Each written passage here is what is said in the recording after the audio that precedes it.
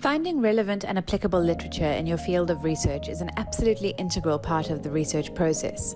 However, it is often not straightforward. This video will go through the process of doing a literature search.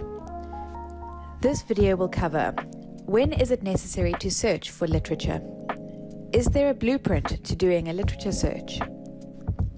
Possibilities and strategies for a literature search, and how to evaluate literature sources. Let's take two examples of different information environments where you can search for information and literature sources: a library and the internet. You can think of the internet like a wild jungle. Anyone can enter, and there are no rules. It is unplanned and uncontrolled. There is a profusion of information. You need to find your own way, and nothing is vetted by a professional. A library, on the other hand, is like a botanical garden. It is an enclosed space that you need authorization for. Information is selected from reliable sources. It is well planned and organized. There are tools that are there specifically to guide you, and it is curated by librarians and research specialists. There are a few key elements to doing a literature search. Firstly, plan each step of your search strategy. Have a good understanding of your research area.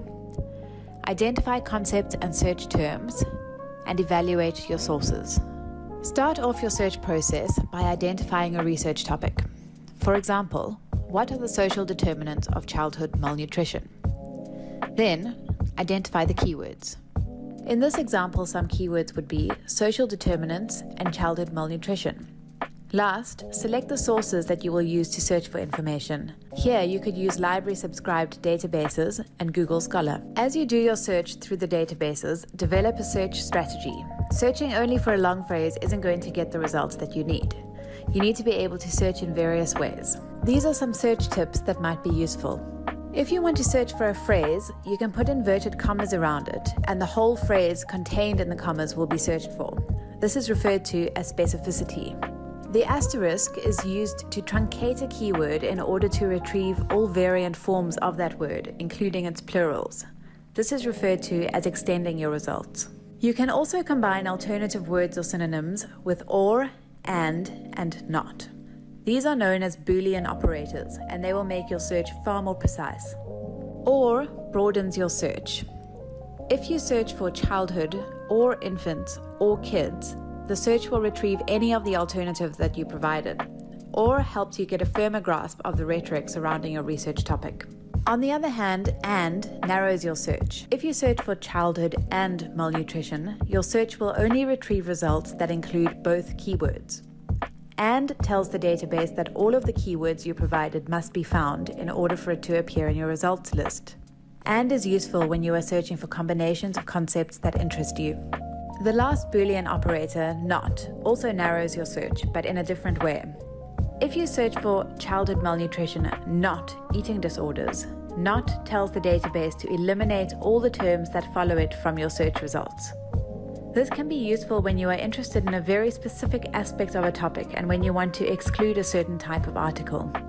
Finally, you can also restrict your results by adding further keywords like South Africa or systematic review. Google Scholar is a freely accessible web-based search engine that indexes scholarly literature from an array of publishing formats and disciplines. From here, you can search across many sources, whether articles, theses, books, or abstracts. Only credible scholarly sources are used. Create a Google account if you don't already have one. Go to the drop-down menu on the top left corner of your screen and select Advanced Search. A pop-up box will appear. Insert your relevant search criteria. Press the blue search button. A results page will come up, showing the results of your search from most relevant to least. If you click on the small star icon below every article entry, it adds that article to your virtual Google Scholar library. In Google Scholar, you can also create alerts, which notify you when a new item from your preferred search is available. From the drop-down menu at the top left of the home screen, select Alerts. Click on Create Alert. Enter the search information that you would like to be alerted to, as well as your email address. Click on Create Alert. From the Google Scholar homepage, you can also make use of metrics. They provide a simple and quick way for authors to gauge their visibility and influence in scholarly publications. As a researcher, it is so important to be prudent when evaluating your literature sources. In this digital age, there is information overload, and researchers need to build skills to evaluate their sources. It is a challenge to identify reliable and relevant sources. These are some of the factors that you can use to judge a source: authority, timeliness, documentation, purpose, review process, and suitability. Always check the author's credentials and find out whether the author has expertise on the subject. Look to see when the information was published. Is the date of publication important to the subject matter? Check the documentation. Does the author refer to other works? Does the source have an extensive bibliography? What is the purpose of the source? Is it to inform, to persuade present opinions, to report research, or to sell a product? For what audience is it intended? Does it show any bias? Is it popular or is it scholarly? If the source is a journal article, was it peer-reviewed? Is the journal itself legitimate? If the source is a book, what is the reputation of the publisher?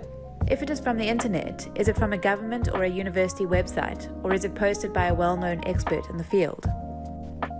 Always remember that valid and reliable information and relevant sources are fundamental to conducting good research.